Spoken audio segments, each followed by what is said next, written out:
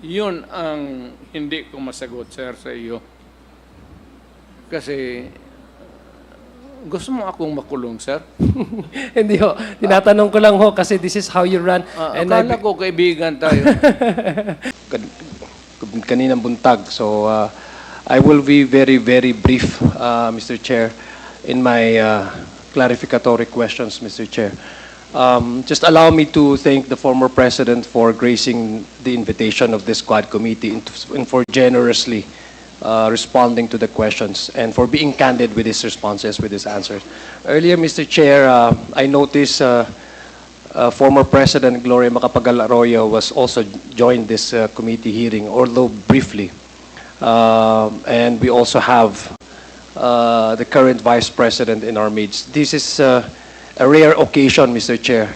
It only speaks about the importance of the matter that is being discussed by the committee, that top officials of our land, two former presidents, were present in this discussion. It only speaks about the gravity and the seriousness and the importance of what we are discussing right now, Mr. Chair. So allow me also to, at least to premise my clarificatory questions, because some of the questions that I would like to ask to our guest speakers, guest resource persons, have already been asked by some of my colleagues here, and I don't want to labor on those questions. But let me just premise my clarificatory questions. I would like respectfully, if the former president will indulge me with his responses, on the premise that I believe there are certain basic rules, no, that one has to follow, especially for government officials such as ourselves. Pardon me, Mr. Chair, pardon me, Mr. President, if I premise that on a very basic tenets, no, in a basic principle of how the democratic process is being exercised and upheld and being promoted in a country such as ours. Number one, the rule of law. Mr. Chair, I'm not a lawyer, although I do have high admiration to lawyers, because I know for a fact that law as a profession is not only noble, but it is also challenging. And we are joined here on this table, on this side of the table, brilliant lawyers, and even brilliant lawyers who are seated across our table, seated beside both sides with the former president, even seated behind the former president.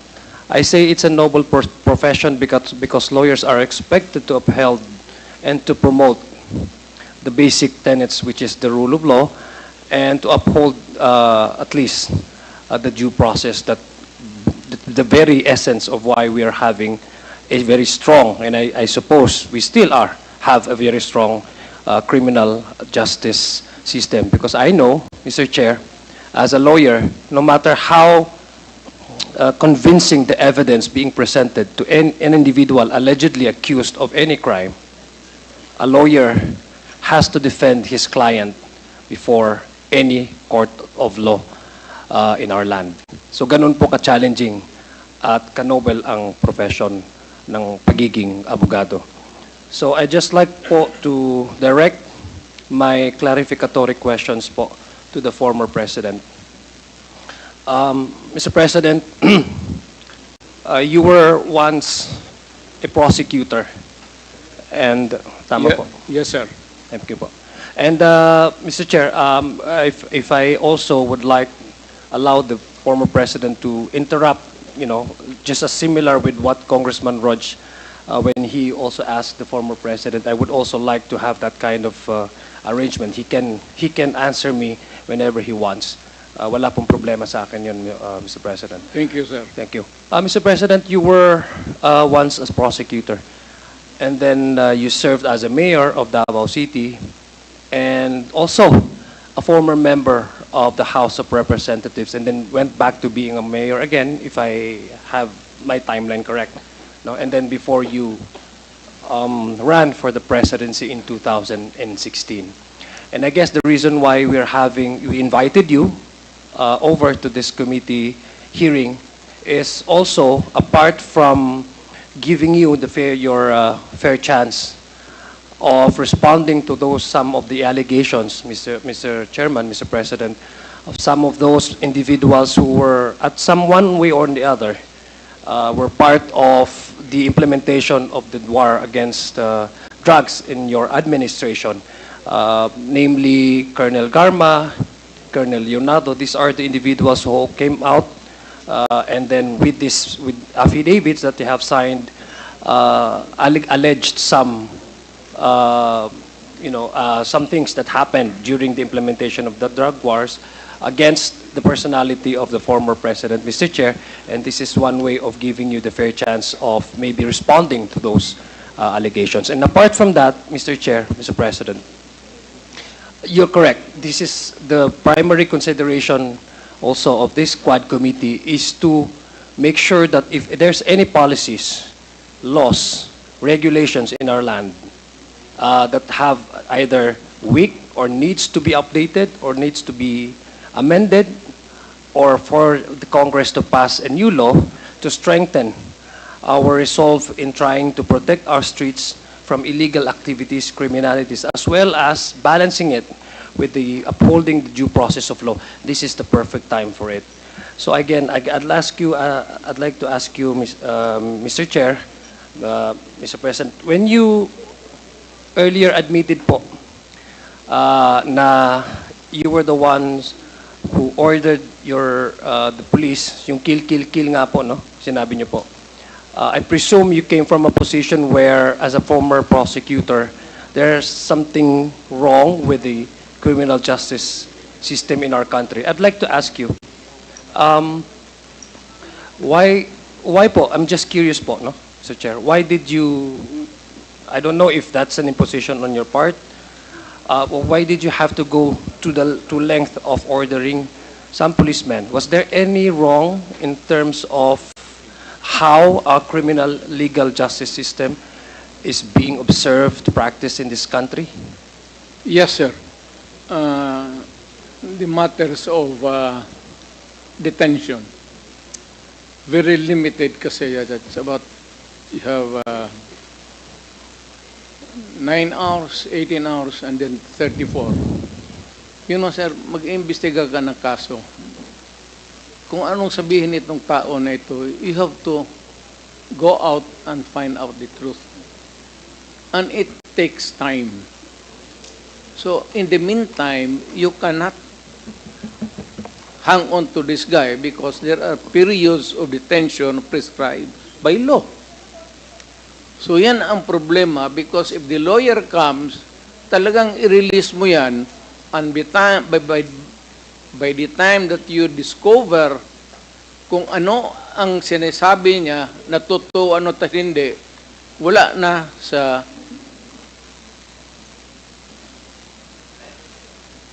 stasyon. Release. Of course, the periods would depend on the gravity of the offense. 918, I think it's about 36 hours. That's the most. And medyo kulang yan, sir. And usually, if there is a lawyer and there is a demand for the release because the law says that they can only be detained for that so many hours, wala talaga tayong magawa. And by the time ma-verified natin yung totoo o hindi, kung nagsasabi ng totoo, hindi pa wala pang abogado, when we find out the truth, pagbalik natin, wala na. And he is gone forever. So, we are left with so many cases na ganun ang nangyari, sir. Or even sometimes na you have to detain a person and he makes a confession. By the time that you discover really the truth, based on his confession, wala na siya dyan. Pag-discover may only to find out there are serious issues of criminal offenses committed, wala na siya. Because that's the law. So, talagang nakatali ang ano ng pulis, sir, ang kamay. Because matagal na kasi ito, sir. This is a 1935 revised penal code. Hindi na na-amend yan, sir. So, yung periods of detention, wala yan. Hindi na na-amend yan.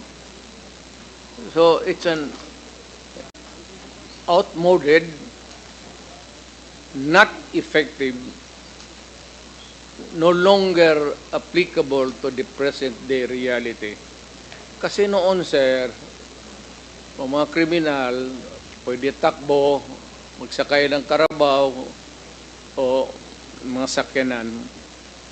Ngayon, sir, wala, you know, they can move fast with all the available vehicles at their hand.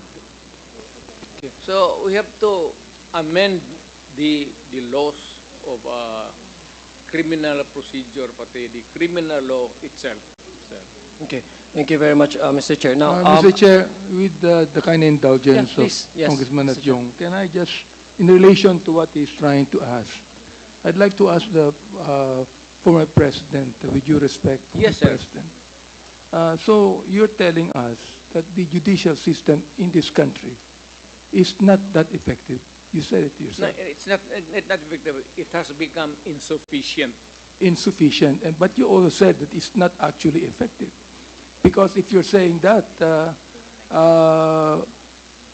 Mr. President, I'm kind of confused because you would be giving the authority to the ICC to come here and investigate. Because they were saying that the judicial system in this country is not effective, Yes. Mr. Chair. Therefore, I have to be frank. therefore, you are giving the right Well, for the ICC to come and investigate. Are you doing that? I will tell them a different story.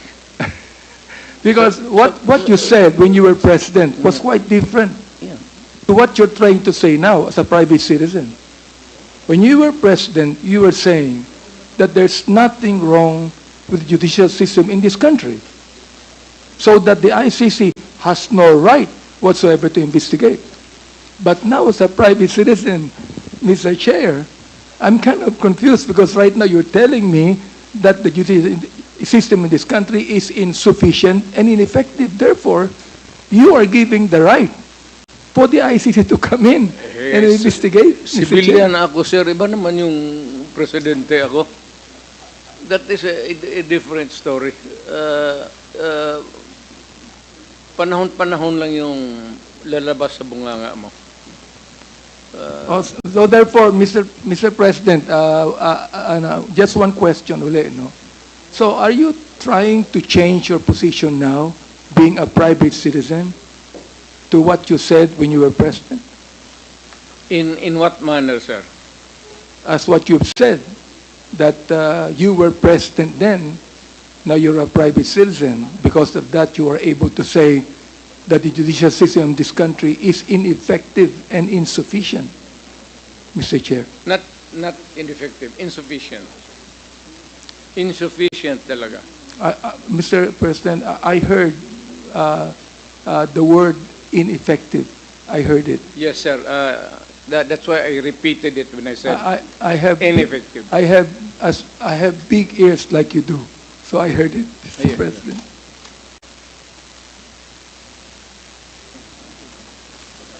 Please proceed, Congressman Adiong. Thank you, Mr. Chairman. Thank you, Mr. President, for that response. I believe, as a non-lawyer, I'd like to be enlightened. No, there are certain issues on the prescription of law. There are also, if I may be correct, I would be stand corrected if, for example, my interpretation of this is wrong. No, pero there are certain crimes with corresponding penalties. No. In fact, we have the heinous crime, we have the petty crimes, etc. So I'd like to ask po the former president again and be elucidated. You said earlier that there's something probably weak in our criminal justice system. Am I correct in understanding your response? Yes. Marami. Yeah, okay. So, when you say there's something wrong or something weak in the implementation, what are we made to understand, Mr. Chair, that it's the policy or it's in the implementation No, of it's not this? it's in the law itself, sir. Talagang yung 16 six periods of detention very insufficient, sir, at this time. Because yung revised penal code, sir, was, you know, was made in 1935. Yung wala pa yung itong modern mga sakyanan. Now, they can rob and as fast as they can in a jiffy and disappear. Okay. Noon kasi, sir, yung mabagal. Wala Mr. Chair, masyadong sakyan. If I may humbly request the former president not to address this representation na sir, I'm not comfortable with that. Okay lang po sa akin na congressman, but just to... Oh, your honor na lang, sir. Thank you po. Please continue po, Mr. President, with your response. And you were saying about the outmodeled na po or outdated na po ang ating... Outmoded na talaga, sir. Even the periods of detention. Okay, thank you. We need to amend our criminal law and our procedure. Please continue po. Okay, thank you. Mr. Chair, I'd like also to ask the former president, no?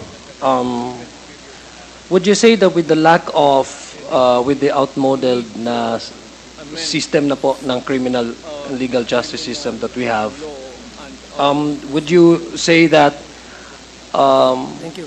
Mr. just Chair, to catch up with the crimes, I'd like would it be okay to also engage in killing, you know, supposedly or allegedly criminals in the streets? Yan ang problema. Yan ang problema. Because of the limitations imposed by law in detaining a person, pag pawalaan mo yan, alam mo, ang pulis, mas marunong yan sa kriminal eh.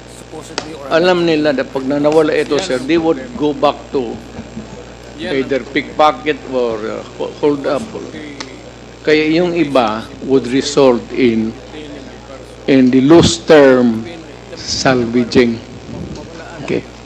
Pinapatay na lang nila, sir, para wala na silang problema because there would be criticism against them, either pickpocket or hold up. Kaya yung iba would result in the loose term salvaging. Okay. Pinapatay na lang nila, sir, para wala na silang problema because there would be criticism against them and the outcry of the public. And sometimes, kinatapos na lang talaga nila. Okay. Ganon talagang istorya kasi prosecutor, dumaan ako prosecutor. Okay. Thank you. Yeah, thank you very much, Mr. President. Mr. Chair, Shortcut. Yeah, shortcut na lang. okay. Mr. Chair, Mr. President, I believe you're familiar with the may saying po sa legal community na the law may be harsh, but it is the law, no? That to me, Mr. Chair, that can also be applied, and currently, no, the law may be weak, as you described it, no? That's why we are having this discussion also is for this Quad Committee to possibly amend or introduce any that would strengthen our policies in terms of criminal We justice appreciate system. that, sir. Yeah, but a law, that logic can also be applied into my own understanding. A law can be weak, but it is the law. So that premise, Mr. Chair, is exactly has to be observed in order to avoid people taking their justice into their own hands, no? Mr. Chair, would you agree with me on that, Mr. President? Correct, sir. So that to put a stop to it, there must be progressive laws from every now and then. So it is duty of Congress to listen to the police and the law enforcement agencies involved so that malaman nila what corrective measures that they can legislate so that these things will not happen or will not be perpetuated by some. Okay, Mr. Chair, those killings that had happened in the previous years, no? Policemen who or ordinary citizens who have killed, no? Their, certain criminals, because the way you characterize it, Mr. Chair, Mr. President, is that rapists, kidnappers, I believe in 100% that nobody in this room would ever support those kinds of individuals, the way you characterize them. Now, those, let's say, policemen, kasi the topic really is yung pag-order nyo po, no? Sa mga, ang sinabi nyo, you admitted na, by policy, you feel that you are responsible. But on the specific cases, sabi nyo, you are not bound legally to respond to those criminal cases individually, but the policy direction, you claim to be responsible and you take full responsibility in that. Now, those policemen who have, let's say, palagay po natin, who has implemented po, no, yung pagpatay po ng mga criminals in the streets.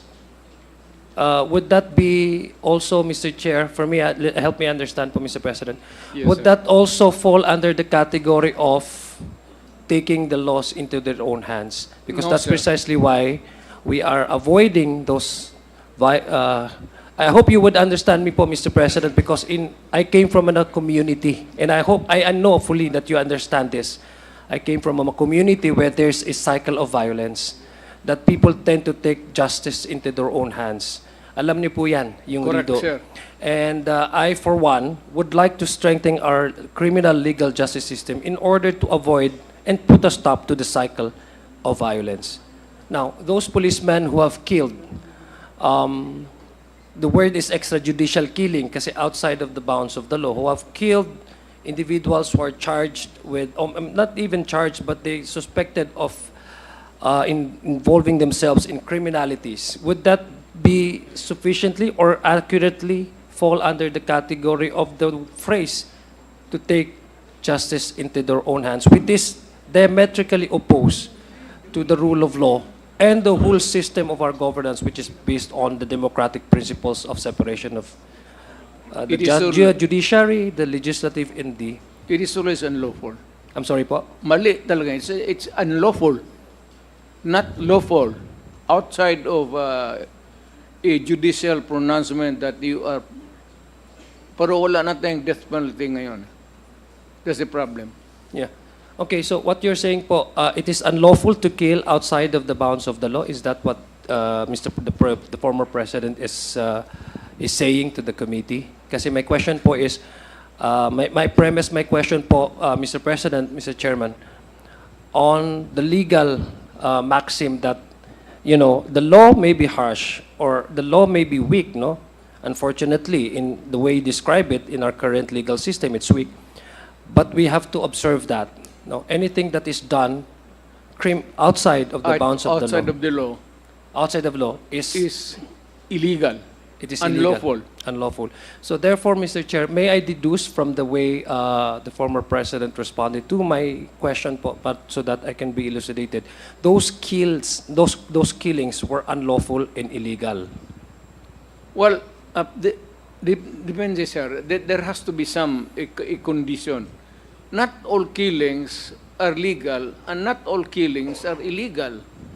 There are killings. No, pardon me, Mr. President po. Just to put into context, those individuals were killed by the orders of, by your orders po, no? Admittedly kanina, yung sinabi niyo po. Would you categorize that as something illegal or unlawful? That would be unlawful. Okay. Because kasi, sir, kung nasa custody na ng police, nakahandcuff na, nakatali na, what would be the point? Pati ako, police, hindi trabaho ng lalaki yan. Totoo lang. Okay. I cannot, for the life of me. Pero kung may baril ka, papatulan talaga kita. That has been my as mayor. Papatulan talaga kita. And it had happened many times. Okay. I participated in the shootout early on when I was about just 3 months mayor. So, yeah. Mr. Chair, if I may be continued, Mr. President. So those who have killed under the AJK, no, sinasabi po, the implementation of the war on drugs, those who are, kasi there are also cases wherein yung namatay po ay hindi nanlaban, no? So are we saying now, Mr. President, Mr. Chairman, that those who have nanlaban cannot necessarily be considered illegal, but what about those na hindi ho nanlaban na bigla lang namatay? Can they also be considered as not illegal, Then, Mr. Chair?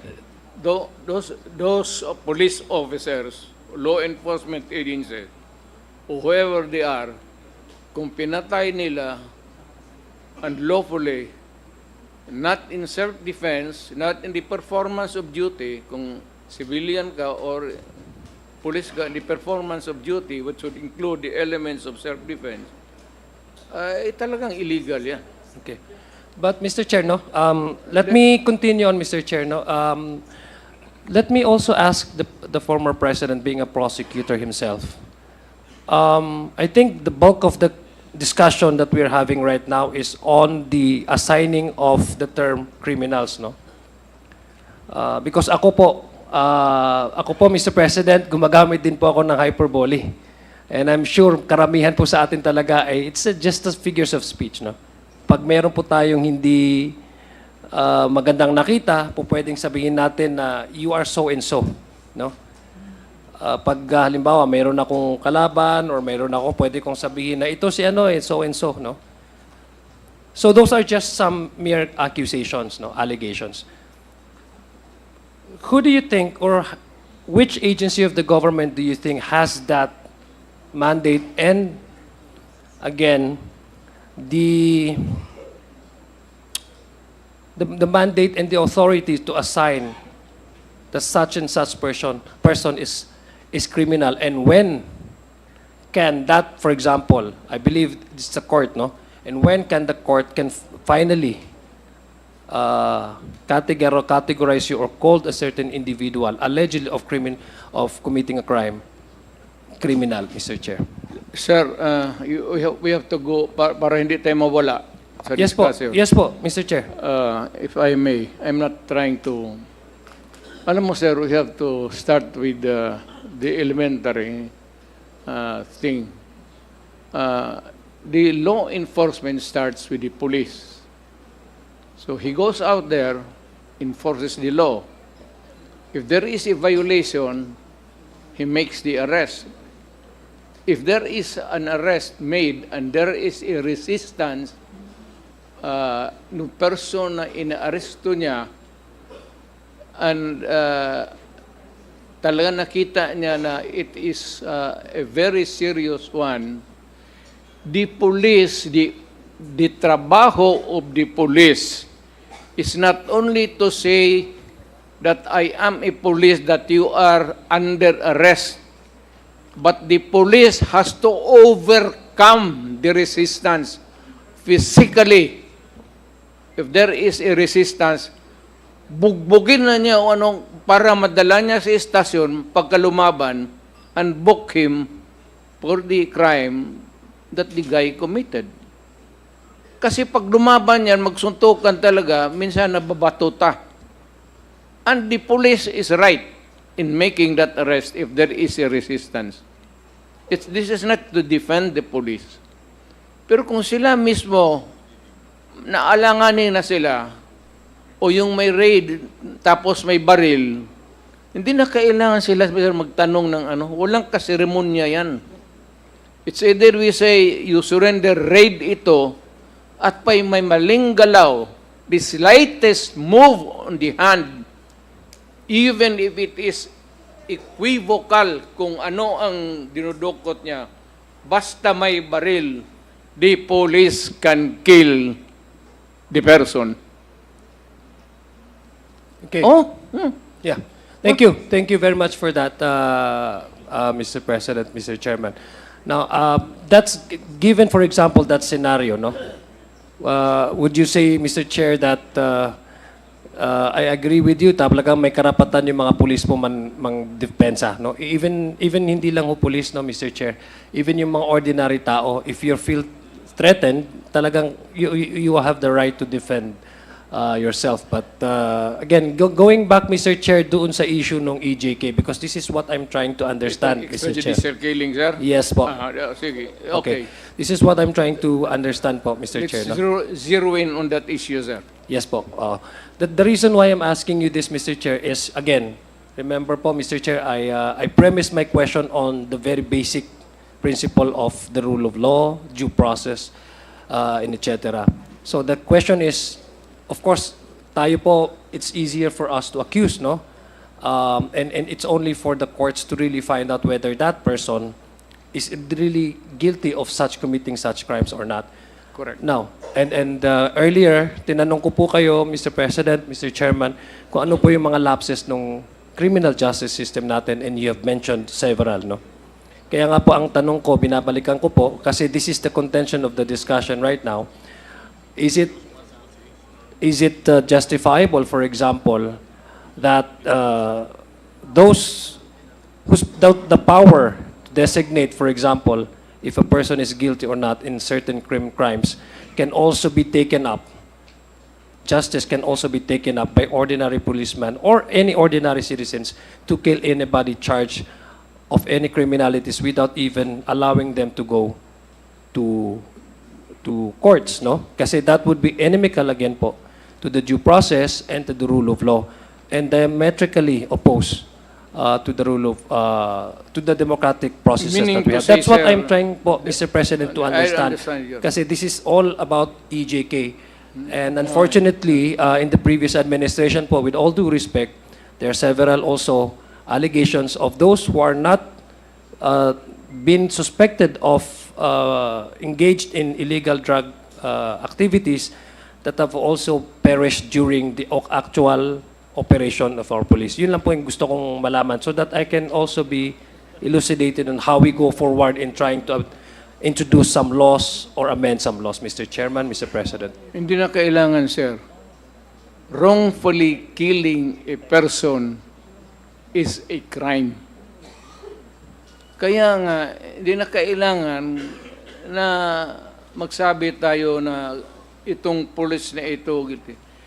If pinatay niya yan, sir, not in the performance of a duty, not making an arrest, and there is no resistance at all, papatayin mo ang tao unarmed, nakatali ang paa, pati nakatali ang kamay, that policeman belongs to the penitentiary. Thank you. Mr. Chair, earlier, Mr. Chair, one of my colleagues here asked... Congressman Adiong, you have 2 more minutes. No? Okay, thank So you. let's I will please, wrap up. wrap up. Yeah, I will wrap up. Mr. Chair, earlier, Mr. Chair, one of my colleagues here mentioned about in 2013, there was a study that came out po. It was a study came out placing Davao City as one of the safest cities in the world, no? Even surpassing on the city of Ontario and Tokyo and some. That was during your incumbency, Mr. Chairman, no, Mr. President, no? In 2013, you were still a mayor at that time. Yes, sir. Okay. So placing Davao City as one of the safest cities in the world. Do you attribute that the study, the research that was conducted, do you attribute that to the number of arrests or the dispensation of justice for the operation of the courts, or do you attribute that to the EJ case, Mr. Chair, Mr. President? Killing cannot be a solution to all of these things that we have to deal with in life. Yung ako ang mayor, sir, alam nila, when I was a prosecutor, alam na nila, including the police, alam na ng pulis. Takot ang pulis sa akin kasi wala akong patawad. Alam na ng taong Davao na pagka ikaw ay nagkasala, talagang walang akong patawad. Hindi ako nagpapabor ng pulis, sir. Pag nagkamali ang pulis, ako mismo ang nagbubugbog sa pulis.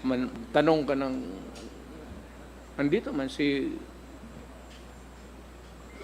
ako mismo ang bumibira ng pulis pagka inaano nila yung sibilyan na what for every reason, layo na maglasing, magbugbog ng asawa. Pag pumunta yan sa City Hall, sir, talagang black and blue yan. Sipa, suntok. Thank you, Mr. Chair. So I take that as yung... Ganon ang disiplina, sir, sa pulis ko. Hindi ko pinagyayabang. Kasi may baril yung pulis eh. Kaya lang, alam nila may kasalanan sila. Kung mo basta-basta gawin yan sa basta na lang. Pero ganon ang practice ko. Pinubugbog ko talaga. Mr. Chair, I have here po ito pong ranking ninyo, pang 12 po ang Davao the safest. Let me go back to the question po, Mr. President, Mr. Chairman. Ang gusto ko lang pong malaman is, of course, there are criteria, again, for... Yes, sir. There are criteria for Davao City to land 12 spot, no, among the safest. I wasn't really asking about how the former president and the former mayor dealt with the airing cops in his city. I was just asking about the study that was conducted. I'm sure hindi po you're very proud of, lahat naman to magiging proud po kasi safest city. I just like to ask po the former president, would he attribute this accomplishment to the killings of criminals, alleged criminals in the streets, no? Itong EJK, would he attribute that to the number of arrests or the fast dispensation of justice in the operation of the courts in Davao City? Walang criminal kasi, sir. Kasi nag-warning ako. Pag sinabi ko, when I became mayor, I'll give you 48 hours to pack up and disappear. Yan ang warning ko. Ngayon, after 48 hours, pag nakita kita, Ano po? tabla na.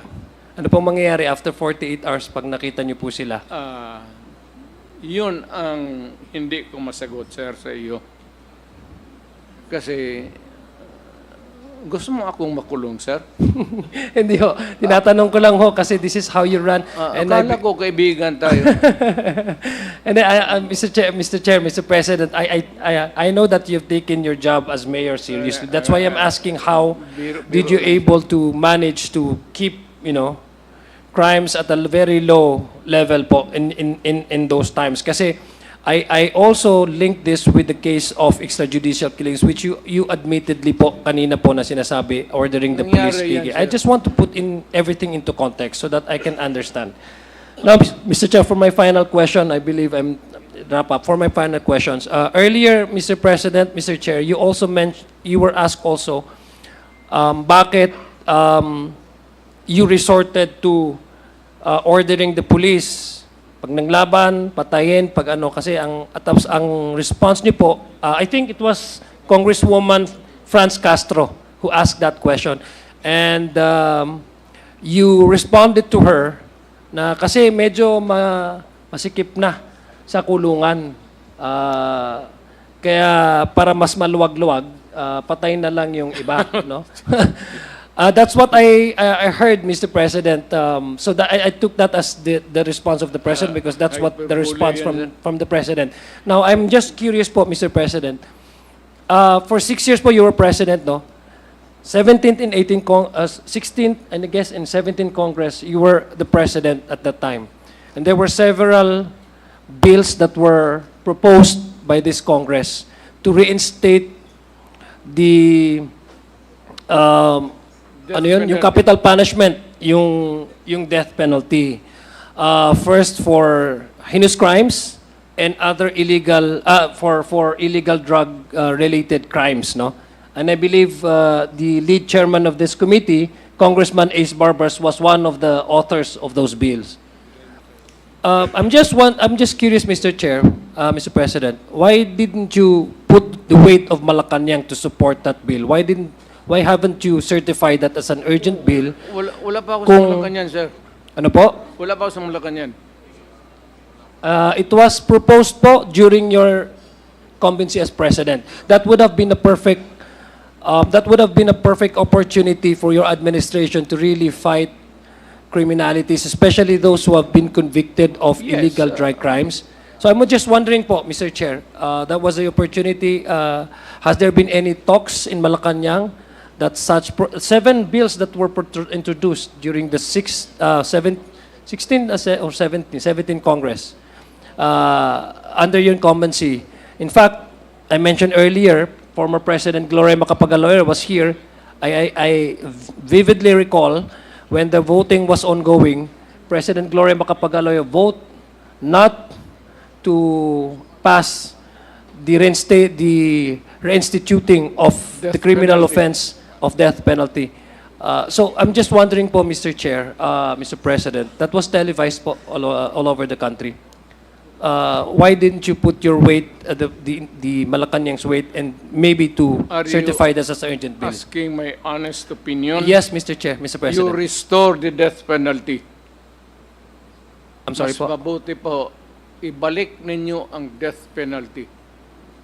Yeah, yes, I agree with you po, Mr. Chair. In fact, in my own Sharia law, although it's not recognized by the Philippine judiciary, there's no criminal component on the PD 1083, but I do support, death penalty personally as a policy. Death penalty for certain crimes, heinous crimes, rape, etc. Heinous. I'm just heinous crimes, and I'm just curious po, Mr. Chair, and I want to understand from the perspective of the President, when he served as President for 6 years and 2 Congresses passed during his tenure as President, there were several bills introduced by the House of Representatives, one of which the authors is actually here, sitting there as a lead chairman. Why hasn't the President put the weight of Malacanang to push this further and make it as a law? Yes, sir. Eh, ang problema ang Congress, hindi mo kontrolado eh. You know, in a Congress, it's a conglomeration of human. Some are libertarians, some are hardliners, some are mild-mannered. But on the average, sir, hindi mainit ang ulo. Hindi, well, exception, naging congressman ma rin ako. Pero iba ang ano ko, sir, because been trained as a prosecutor kasi for a long time. And besides, I was also teaching to augment my income kasi wala naman akong masyadong pera nung nag-asawa ako. Was teaching criminal law and criminal evidence. So, malapit talaga ako dyan sa crime. But stricto ako dahil nga nagtuturo ako. Alam ng pulis yan. Pati yung pulis na yan, wala yan silang patawad. Okay, Mr. Chair, I'd like to end my time, Mr. Chair, with the manifestation, if I may be allowed, Mr. Chair. Very quickly. Thank you. Very quickly, Mr. Chair. I was listening to the responses of the former president, and there are some allegations that were made today, which I believe the former president challenged anybody or any group to bring that to the courts. And that challenge, Mr. Chair, I take it as a form of the president's believing in the rule of law. I've just believing in the rule of law and the operation of our courts. When there is two issues, sir, and we cannot understand each other, we go to court. Yeah, I commend you on that, for saying that. I hope, Mr. Chair, that the same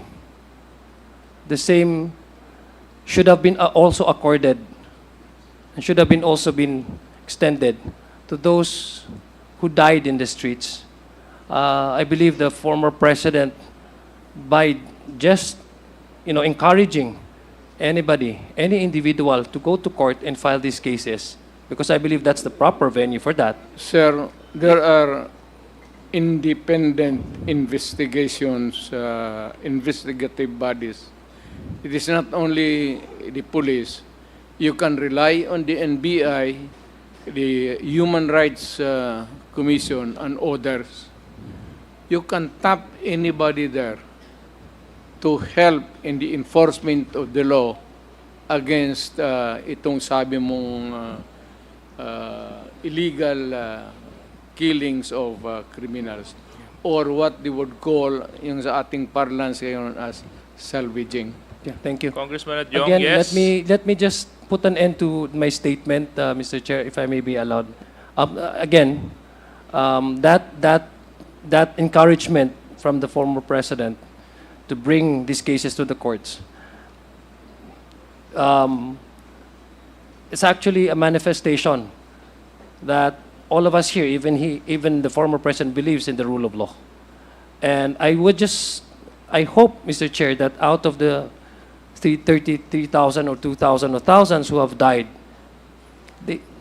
sana nabigyan din ho sila ng ganong, they were also have accorded with the same privilege of, under the law, of innocence until proven guilty. It's only the court that can assign anybody whether that person is criminal, because there are corresponding crimes and with the corresponding punishment according to our law. So, Mr. Chair, I will end that with that manifestation, because I do not want, Mr. Chair, to be honest with you, to be honest to everybody here, I do not want the cycle of violence, no matter the intention, because I've lived that, I've seen that, and I know it will bring no good to everyone. I don't want EJK, I don't want the cycle of violence to happen. Mr. Chair, thank you very much, and maayong Thank you very gabi. much. Dagang salamat, Mr. President.